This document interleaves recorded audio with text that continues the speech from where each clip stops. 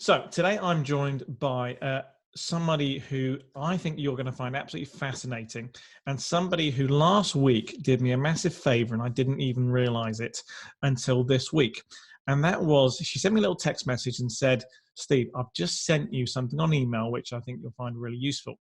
And to be honest, I didn't look at it for a week because obviously with everything that's going on at the moment was a little bit busy, and I just really didn't appreciate what I'd been sent. But I eventually got around to looking at this email from Nic, and in that email was an attachment, and there was an audio file, and I listened to it, and my immediate response was, wow. It was absolutely amazing. And Nic sent it to me for no sort of other reason than she thought she could help me. And we're going to share this with you later so you can hear exactly what I'm talking about, because it won't mean anything yet. I shared this with my business partner, and within minutes of him having listened to it, he rang me up and said, oh my God, that was amazing. So I'm bigging this up, and I'm bigging Nic up. But Nic, for anyone who hasn't encountered you before, a quick introduction to who you are and what it is you do, please. Hey, so I am a mind coach and a hypnotherapist, and I've come from a hands-on pain relief background. So I've been working with people hands-on for over 12 years. And this has been the key to leading me to discover that there is so much more than just the physical behind a lot of our issues, our problems. So that, led me into becoming a mind coach and a hypnotherapist. So now I've got the opportunity to work with people. Still within my hands-on clinic, I work very much using language, using the information that they're sharing with me. And then I also work one-on-one now, helping people with mental health disorders, helping people with fears and phobias and all sorts of issues. So we'll come on to talking about mental health issues in a moment.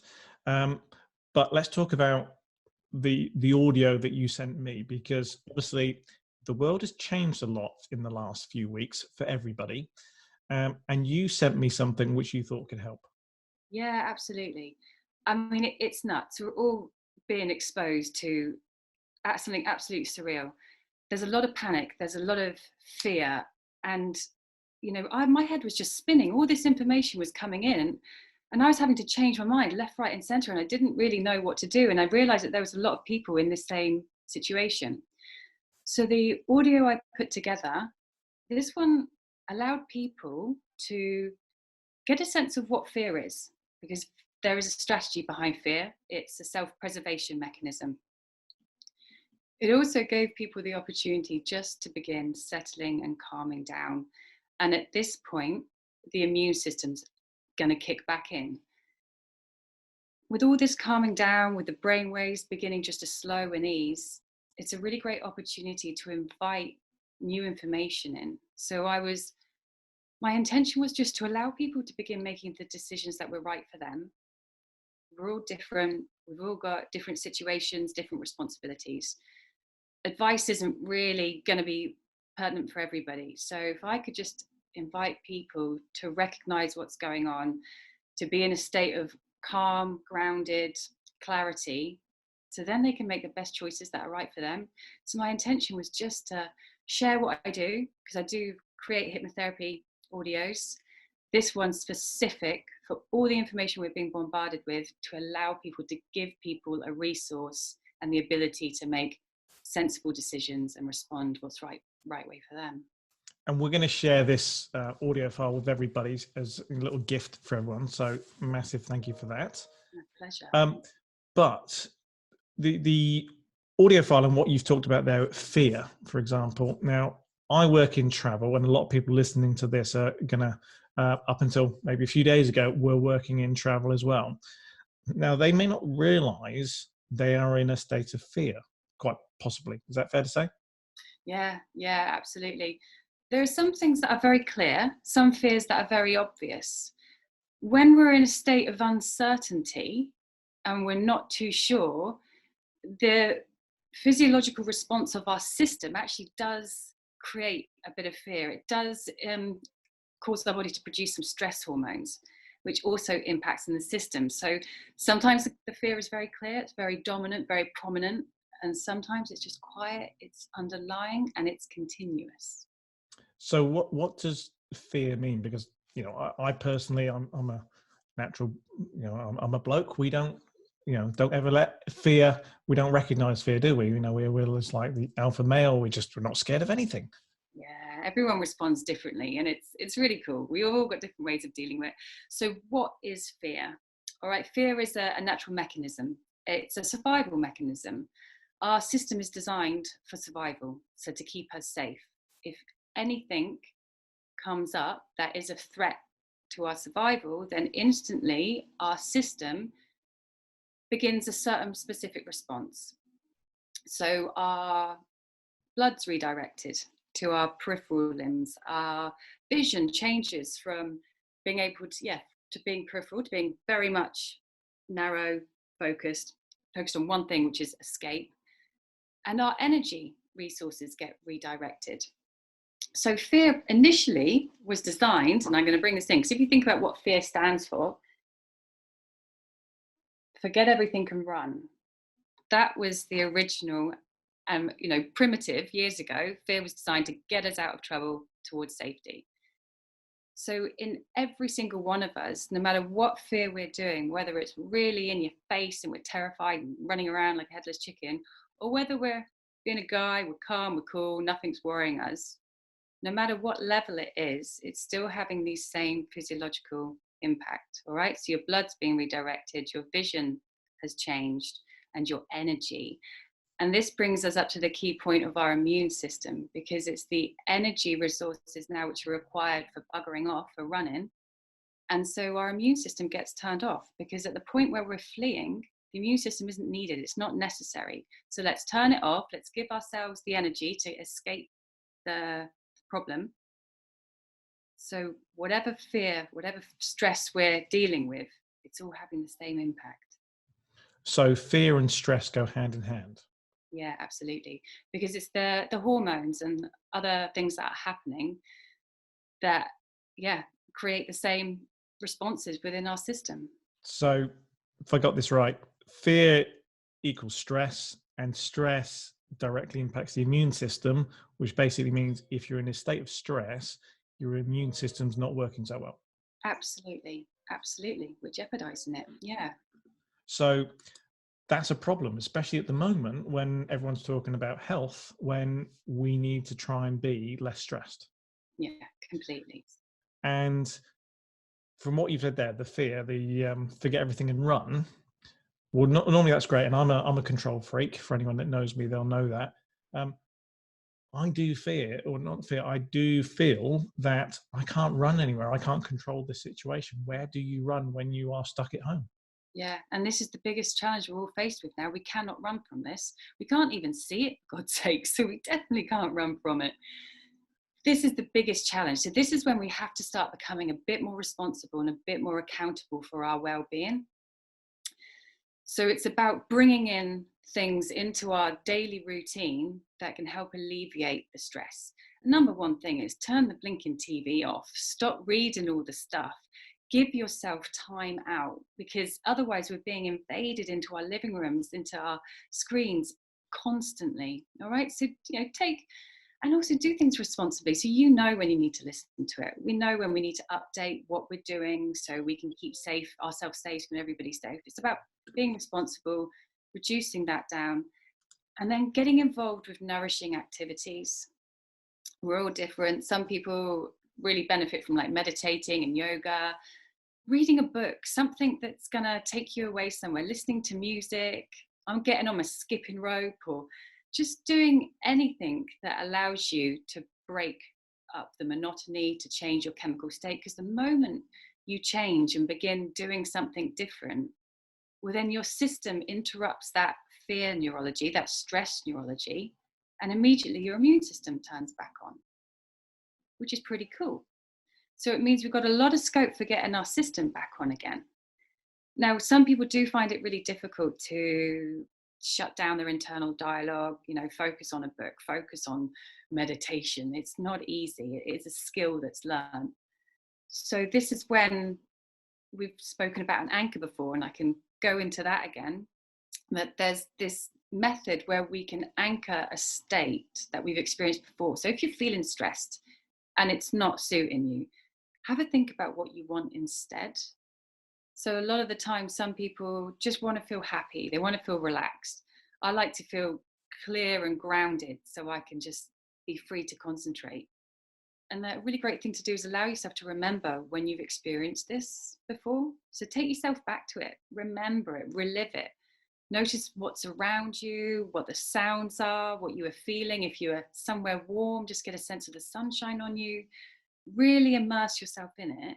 And then when you're there, just do a movement that you really recognize. So I pinch my thumb and middle finger together. The moment I'm immersed in that feeling, I squeeze this movement together. So that's what we call anchoring. So we're anchoring an emotional state with a physical action. All right. So once you've done that, just let it go, shake it out a little bit, because then we want to test it. We want to make sure it's happening. So then just come back to it, do that same movement. And yeah, I get it. And I get it straight away because I've been practicing it. All right. I use it a lot of the time. And it's a tool that gets stronger and easier to use the more you do it. So it's going to your happy place. Yeah, that's a nice way of looking at it. Absolutely. Going to your happy place. I've seen a lot of people, before they go on stage, for example, if they're doing conferences or big events, before they go on and do public speaking, which a lot of people get nervous about, they will do exactly that. And they'll go to that anchor place to get themselves in the right state of mind before they then go on stage. Yeah, it's priceless. And I didn't realize how many people actually used it till I put it up on one of my Facebook pages the other day. And the instructions are all there because it's nice to have a bit of clarity on how to use it. And then a friend put up a little note saying that he uses it. He's been using it for a long time. And they were actually able to measure the change in his heart rate when he did it.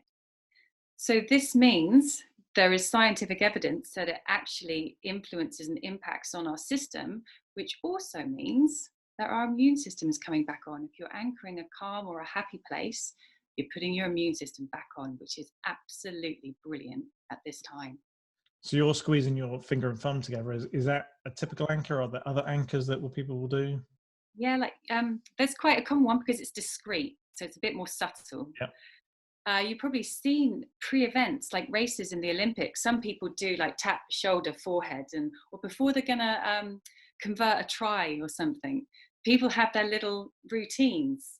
So these can be anchors to ground their states. Yeah. Excellent. So this may or may not be the case. I haven't asked you this in advance, but listening to a series of music like your playlist that gets you into that happy state, is that similar? Yeah, absolutely. You know, the moment you change your mood, you change your chemistry, every single word that we speak has an impact on our body. It creates chemical changes in our system and also the neurology. An example of this is sometimes you can say one word to somebody to embarrass them. If you know a little secret about a friend and you just pop that one word in a public situation, you might see them flush red, yeah, and get a little bit nervous. So that's one word that can show you the impact that words have on our neurology and our chemistry. So if you're playing music and if you're hearing sounds and you notice then you're smiling, there is a massive change in what's happening in your system. And if you're playing music that's uplifting you, that's, you know, making you feel good, then again, immediately you've got your immune system back on. Brilliant. So what are there other sort of tips or techniques you can teach that sort of help with that de-stressing or forgetting the fear or parking it, whatever the correct phrase is? So I think we make our own meanings. We've all got our own experiences in life. And it's quite difficult just to give out advice because it's not necessarily right for everyone. But each of us, it's really important that we maintain a balance. All right. So pausing and having a think about all the different areas that we can nourish in life. So definitely at this stage, you know, our physical well-being, so getting some exercise, our mental health, so doing something to stimulate our grey matter, because if a lot of people aren't able to work, then a bit of boredom might set in. Getting creative, so, you know, using your brain in a different way, creativity really helps to get people into a bit of a flow state. And flow state is what they call when there's no other external stimulus. You know, sometimes when you're doing something and you lose track of time, you lose track of where you are, and you're just in it. So finding a way that suits you, that allows you to get into that space where you just seem to lose all track of everything, because then at that moment, nothing else matters. And one of the things that I've noticed talking to lots of people is their whole normal routine and structure has gone out the window in the last couple of weeks. How important is that? I can speak massively for myself here. In having a timetable is priceless, absolutely priceless. Often there's a lot I have to do, and if I've got a window of opportunity to do it, I'm like a rabbit in the headlights. Like, shit, I don't know what to do. I've got so much to do. I don't know what to do. And then I don't do anything. But then I realized the value of getting a timetable. So my days are literally, my whole week is timetabled, right from 6 a.m. when I get up all the way through to the evening. Even my drive to work was timetabled in, that I would listen to an audio, and I would choose an audio for that day that was supporting me, feeding each of the areas in our lives.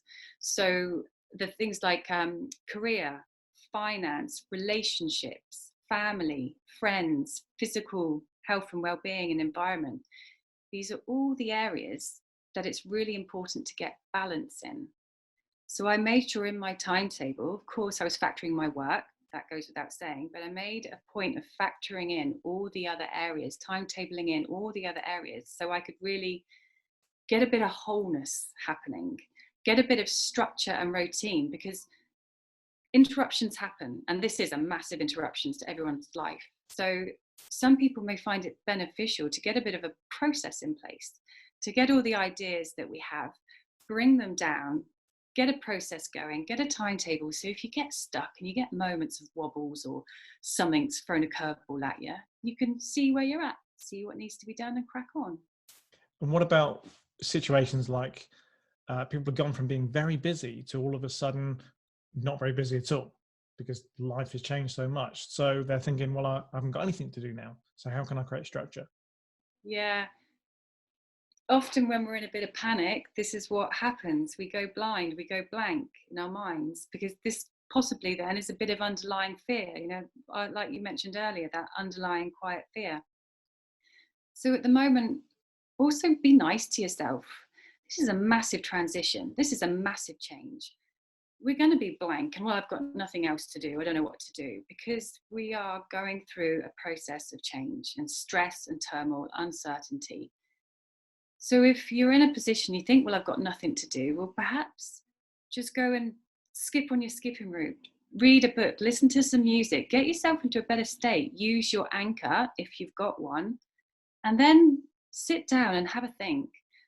I love just starting sometimes with the question, if I'm in a bit of a pickle or I don't know what I want, just saying, well, right now, this is what it is, acknowledging it, and then just asking myself, well, what do I want instead? Because then that sets the intention, gives you a bit of insight as to what else you want, and then Yep. you've got something to work towards. And I find things like creating some structure. So, for example, at the moment, the Joe Wicks 9 a.m. PT session, you know, build that type of thing into your day to give yourself structure, which you didn't have before, because you've got the time to do it now. Oh, absolutely, absolutely. So my early morning routine, so I meditate for 15 minutes, which I struggle with, by the way. It's not easy, but I am noticing I get like a 20 or 30-second window of silence. It's happening. But then also I allocate a quarter of an hour to do an online training course that I'm doing, where I'm learning communication skills. And I love it. That's what rocks my world, is my learning. So that each of us have our own passions and drives. So even if you just factor in one thing that you love every single day, that's a great start, one step at a time. So how does somebody recognize that they may be entering a state where they're not so positive, or they are fearful or stressed? Often when we're in it, we can't recognize it. When we're stressed, when we're really struggling, we're in it. It's difficult to look in. Sometimes it's just riding through the storm. sometimes it's just taking the initiative, even if you don't feel like doing it, do it anyway. It's challenging, and this really is going to be some challenging time. If you're in an environment when you're surrounded with other people, perhaps just ask who you're with just to tap you on the shoulder, or just say, look, let's just do something, let's change the chemistry. Even if you just stand up and flap your wings and look to the ceiling and quack a bit, it changes your chemistry. So just, if you're feeling glum, if you're struggling, do something different. Just jump up and down, just anything at all that can allow you just to do something different. And then that'll give you the opportunity to look at things with fresh eyes, with a bit of a fresh, different perspective. Because remember that when we are a little bit stressed or a little bit down, our system is in that response, bit of a panic, whatever level it is, and that does change our vision, literally. So we're not able to see the bigger picture. We're only focused on the problem. And one of the things I've noticed talking to some of our team, for example, is their language can change when they're in this fearful state, and you can't see them, but you can hear them when you talk to them on the phone, etc. So, what sort of things do we notice with language? Yeah, thank you. That's a really cool point. Because we're going to have to make some big changes. We're going to have to be doing things we might not necessarily want to do wholeheartedly, so we'll try and do it. Yeah, I'm going to try and do that exercise. I'm going to try and meditate. Well, no, bollocks to that. Either do it or don't do it. Try again. We're coming back to the neurology here and the impact of language on our system. So the moment we say the word try, it has the same neurology as failure. It's allowing our system and just invites our system to recognize not succeeding. All right. So if you're going to bring a timetable in, if you're going to factor things in and do it, even Yoda says it to Luke. Luke, there is no try. You do or you do not. Kind of cool, isn't it? A wise person. Yes.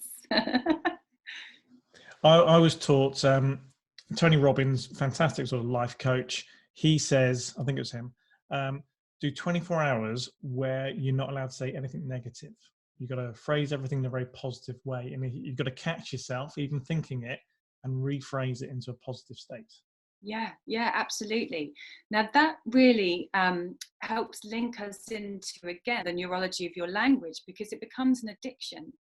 If you think about literally a drug addiction, it's chemicals in our system that our system gets used to, therefore we crave more. So because language has an impact on our system, this means we can begin to crave it. So if we're stuck in negativity, then we'll keep doing it. So that's an ace example to change your chemistry, change your addiction, bring in the positive stuff. It won't be easy at first. I don't know how you found that, but if it was challenging. Definitely challenging. Yeah, definitely challenging. It takes a few days of practice. Yeah. Yeah, but that's absolutely brilliant, because that is changing our chemistry. And I wonder if you noticed that after it was a lot easier and more natural for you to find the brighter side in life. Oh, totally. I'm all for that. And we've got lots of posters around in our offices. And there's a great quote on one of them from Henry Ford, I think it is. Whether you think you can or think you can't, you're absolutely right. Yes. Yeah. Bang on. So language is massively important. What can you do to change some of the things you say, maybe? Be conscious. Yep. Okay, so try. Now you know what it means and what it does. Just recognize when it pops up into your vocabulary and just check in with what you had said before it. So if you're going to try and be more positive, or think, yes, what you said after, just have a think, catch the sentence that you're using in, and notice then that you're going to be faced with a challenge to be doing what you've just said you try to do. So it's just about becoming more conscious. I'm going to throw in another word here, because this is a really cool word, because the word but negates everything that was said before it. So if you said, oh, I'm doing really well, but I keep messing up. All right, so you've just rubbed out the fact that you are doing really, really well. So yeah, there's always room for improvement. So perhaps have a think and be like, I'm doing really, really well, and I've still got to improve here. All right, so just watch what you're saying, because but really will have the capacity to negate what you're saying and all the good stuff that you're doing. Fantastic tip. Thank you very much. Cool. So, time to wrap up, but the audio file we mentioned at the beginning, we're going to give everyone access to that. What can they expect from it? What should they be doing with it? Take some time out, guys. We've got a bit of time. Use it if you're finding yourself in a bit of a panic. Use it if you're just feeling stressed. If you're not sure what to do, use it. Give yourself about 30 minutes, quiet time. You can put headphones in, or you can just listen to it on a speaker. You can lie down, you can sit down, just get yourself into a comfortable, alert position. At the same time, some people have found it's helped them just to switch off and go to sleep.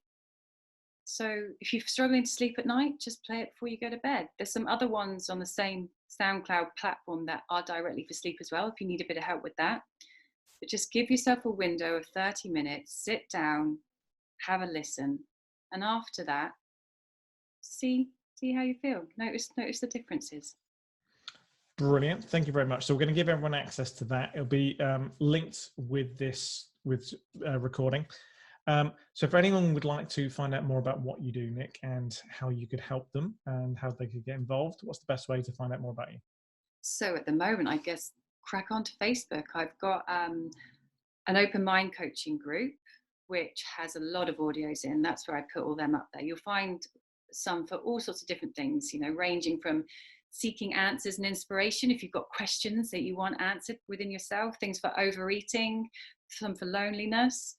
And then also on my pain relief, the mind and body page, I'm doing live 20-minute Q&A sessions on Mondays at 7 o'clock. And these are always evolving. I put exercises up there that allow people to question who they are, what they believe, allow people to challenge themselves a little bit. And then there's my website, nicwoodmindcoach.com. So if you want to know a little bit more, you're welcome just to have a look on there. Fantastic. Thank you very much for your time today. We will put links to all of that with the notes for this episode. So thank you very, very much. You've been amazing. Thank you so much. It's a wonderful opportunity. Thanks for listening, guys. Thanks for letting me share. Cool. That was brilliant. How was it for you? Yeah, that was cool. Nicer this time round, I think. Yes, I think we got some good content in there. Yeah, and there was nice questionings, nice chatting back and forth. I like that. It was good. Cool. Yeah, so you've done loads of this, haven't you? You've done loads of mind work and. I've done a bit, yeah. Yeah. That's how I've managed to stay so positive. Yeah, because I thought that yesterday when I saw you. I thought, shit, me, man, you're so calm and chilled. It was like, wow. What's the point in getting anything else, really? Absolutely, I totally agree. And yet I am faced, I think, at the moment with one of my biggest challenges is that I am struggling with my sleep again. And often that's what goes a bit when there's stuff happening. And I can feel too much of it. Yeah, just there's so much happening that I'm like, so I'm well aware of the positive thinking, and I do things to change my chemical state. And I'm like, this is kind of cool because I'm being very much challenged on a personal level to really dig deeper and discover more that can make differences for people that are perhaps even struggling to let go in other ways. Wow. Cool. Well, we'll maybe get you on again. Well, I'd love to. It's been such an ace opportunity. Thanks, Steve. Really cool. Expect your numbers to start growing over the weekend. Yay. Nice Cool. one. Thanks, Thank you. You're awesome. Steady. Thanks. Cheers, Steve. Bye. Bye-bye.